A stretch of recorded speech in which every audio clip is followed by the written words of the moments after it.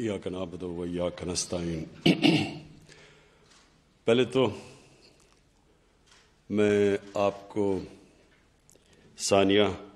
Senator ثانیہ آپ کو خاص مبارک دینا چاہتا ہوں کہ یہ جو ہمارا آئیڈیا تھا کہ ہمارے ملک میں کوئی بھوکا نہ سوئے، اس کا آغاز کیا آپ نے، اور یہ میں نے آپ کو آئیڈیا دیا تھا، اس کے بعد پھر آپ نے اس کو ڈیولپ کیا آئیڈیا کو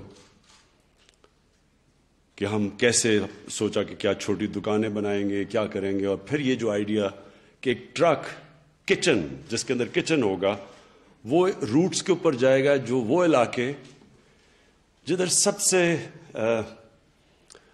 مستحق لوگ ہوتے ہیں، جو پسماندہ علاقے ہیں، تو ان کو وہ ٹرک ان روٹس کے اوپر چلے گا تو وہ زیادہ ایریا بھی کور کر سکے گا۔ تو آئیڈیا اس کا پیچھے یہ تھا، اور یہ پہلے ہم نے یہاں ایک پائلٹ پروجیکٹ کیا، دیکھا کہ کس طرح کے مسئلے آتے ہیں، کیونکہ پہلی دفعہ ایسا کام ہو رہا تھا، اور اب اس کو انشاءاللہ یہ جو آج آپ دیکھ رہے ہیں کہ آغاز کر دیا پشاور میں بھی، لاہور میں بھی، اور فیصل آباد میں بھی، اور انشاءاللہ یہ شروعات ہیں۔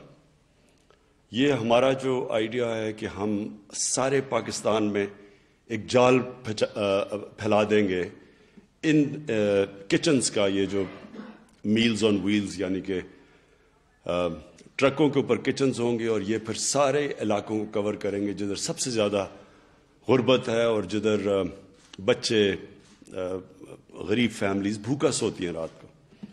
میں آپ کو صرف اس کے پیچھے ایک فلسفہ پہلے بتا دوں۔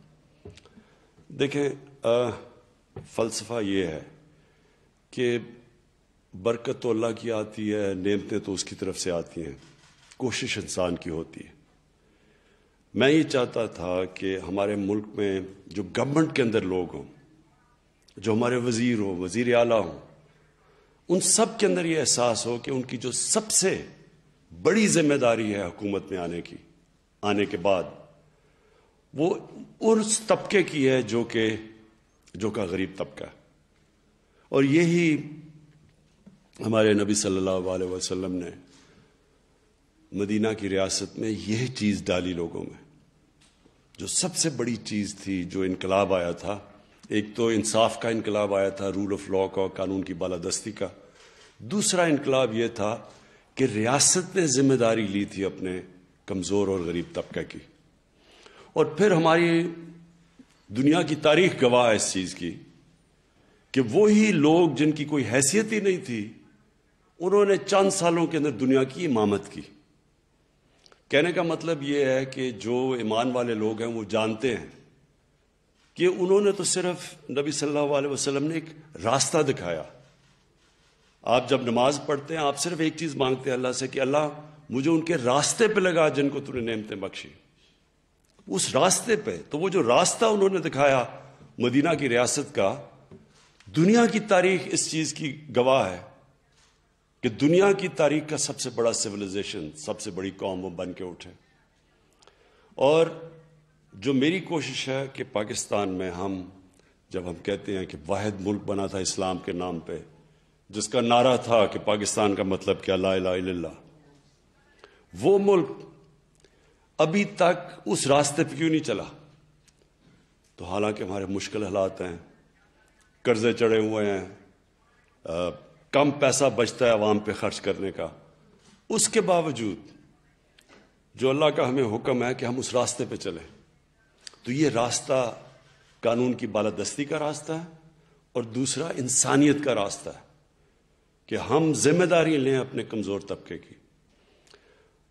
تو انشاءاللہ یہ جو پہلا قدم اٹھایا گیا ہے، میں پختونخوا میں بھی محمود خان آپ کو مبارک دیتا ہوں، عثمان بزدار آپ کو لاہور میں آپ کو مبارک دیتا ہوں، کیونکہ اب بڑا زبردست، ابھی آپ کو خود بھی اندازہ نہیں کہ کتنا بڑا کام آپ نے شروع کیا ہے۔ اور پھر فیصل آباد میں دیکھیں، جب ہم ایک اسٹیٹ ذمہ داری لے گی، گھروں میں کھانا پہنچائے گی، لوگ جس طرح لائنوں میں کھڑے ہو کے، وہ جو لوگ 2 وقت کی روٹی نہیں کھا سکتے. جب ان کو روٹی ملے گی تو اللہ کی برکت پاکستان پہ آئے گی. یہ میرا ایمان ہے. اور جب اللہ کی برکت آتی ہے پھر ہم نے دیکھا کہ وہ عرب جن کی حیثیت کوئی نہیں تھی، جس طرح وہ چند سالوں کے اندر کھڑے ہوئے تو پاکستان بھی انشاءاللہ کھڑا ہوگا.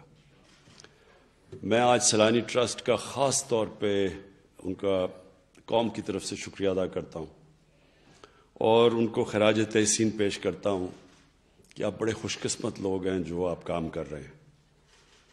کیونکہ اصل میں تو اس کا جو نعمتیں اللہ کی آپ کو سب سے زیادہ آتی ہیں. جو انسان جو آپ کا جو ادارہ ہے جو یہ کام کر رہا ہے کہ لوگوں کو کھانا دینا، تو جو ہمارے ساتھ مل کے آپ یہ جو پبلک پرائیویٹ پارٹنرشپ ہے کہ گورنمنٹ اپنا رول پلے کر رہی ہے، لیکن پھر جو اس ملک میں بہت بڑی ہمیں پتہ ہی نہیں کہ کتنا بڑا ہمارے ملک میں اثاثہ پڑا ہوا ہے، وہ لوگ جو خیرات دیتے ہیں اس ملک میں. دنیا میں ہمارا ملک چند ملکوں میں سے جدھر سب سے زیادہ لوگ خیرات دیتے ہیں. ہم بڑے خوش قسمت لوگ ہیں. میں نے شوکت خانہ میں یہ دیکھا کہ سب نے کہا جی ہسپتال تو بن گیا، اب چلے گا کیسے؟ کینسر ہاسپٹل کو چلانا بہت خرچہ ہے، اور پھر کینسر کے ہسپتال میں 70% مریضوں کا مفت علاج کرنا، یہ تو دنیا میں کہیں نہیں ہوتا. تو سب نے مجھے کہا کہ یہ نہیں چلے گا. ہم نے صرف کوشش کی، ہم نے صرف جو وعدہ کیا تھا لوگوں سے وہ پورا کرنے کی کوشش کی. ہم نے کہا کہ یہ ایک ایسا اسپتال ہوگا جدھر ایک غریب مریض آئے گا کینسر کا، اور کیونکہ بڑا مہنگا علاج ہے کینسر کا، تو اگر اس کے پاس پیسے نہیں بھی ہوئے ہم اس کا مفت علاج کریں گے، کھانا بھی دیں گے، ٹھہرائیں گے بھی اس کو. تو بڑی سب نے کہا کہ یہ ہو ہی نہیں سکتا. بڑے ڈاکٹرز نے مجھے کہا کہ یہ ہو بھی نہیں سکتا. لوگوں نے کہا کہ یہ ناممکن چیز ہے. اور جو پہلا ہمارا چیف ایگزیکٹو آیا وہ 3 مہینے کے بعد چھوڑ گیا. اس نے کہا 5% سے زیادہ لوگوں کا علاج آپ کینسر کا مفت نہیں کر سکتے، یہ ہاسپٹل آپ کا بند ہو جائے گا. تو آپ کے سامنے ہے کہ وہ بھی ہاسپٹل بنا، 75% زیادہ سے مریضوں کا مفت علاج بھی کیا. دوسرا ہاسپٹل بھی کھڑا ہو گیا پشاور میں، اور تیسرا بننے جا رہا ہے کراچی میں. اور اب تک آپ کو حیرت ہوگی کہ جو 70 کروڑ میں ہاسپٹل بنا تھا، اور یہ میں اب بات کر رہا ہوں آج سے 25 سال پہلے 25 سال پہلے جو ہاسپٹل بنا تھا، 25 سال پہلے، اس نے اب تک صرف غریب مریضوں کے علاج کے اوپر 50 ارب روپیہ خرچ کیا. 50 ارب روپیہ. تو یہ کیسے ہو سکتا ہے؟ کوئی میرے سے پوچھتا کہ کیا میرے پاس کوئی مارکیٹنگ ڈیزائن ہے، کوئی طریقہ ہے، کیسے یہ پیسے اکٹھے ہوں گے؟ یہ قوم نے پیسہ دیا. انہی لوگوں نے ہسپتال بنایا بھی، چلایا بھی، دوسرا بھی بنا دیا پشاور میں، تیسرا بننے جا رہا ہے کراچی میں.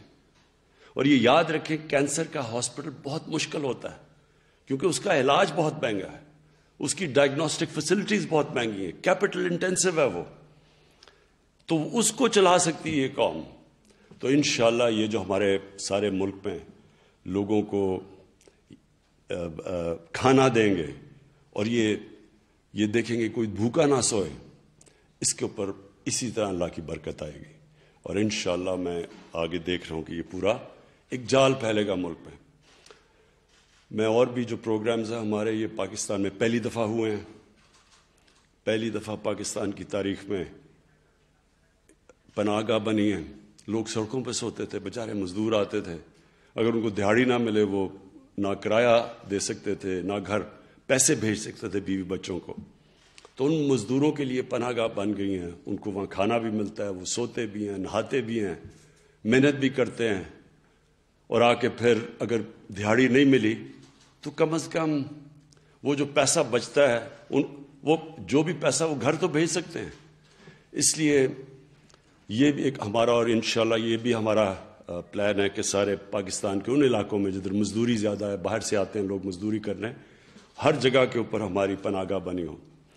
اور پھر جو مجھے سب سے زیادہ خوشی ہے کہ 2 صوبوں کے اندر جو ہمارے نیچے ہیں، اور اسلام آباد جو کہ ہماری میری گورنمنٹ کے نیچے ہیں، ان میں ہم پہلی دفعہ اس ملک کی تاریخ میں ہیلتھ انشورنس دے رہے ہیں. اور ہیلتھ انشورنس کا سب کو یعنی سارے آبادی کو ہیلتھ انشورنس دینے کا اس کو کہتے ہیں یونیورسل ہیلتھ کوریج.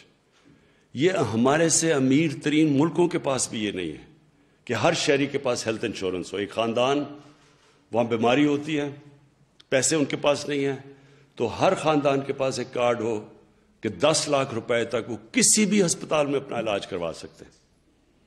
اور اس کا جو اگلا سٹیپ ہے, اور انشاءاللہ یہاں اس ملک میں اب ہسپتالوں کا جال پھیلے گا, کیونکہ ابھی تک تو ہسپتال شہروں میں آتے تھے, بڑے شہروں کے اندر, کیونکہ پیسے والے لوگ تو بڑے شہروں میں تھے, تو چھوٹے شہروں میں دیہات میں تو ہسپتال بنتے ہی نہیں تھے.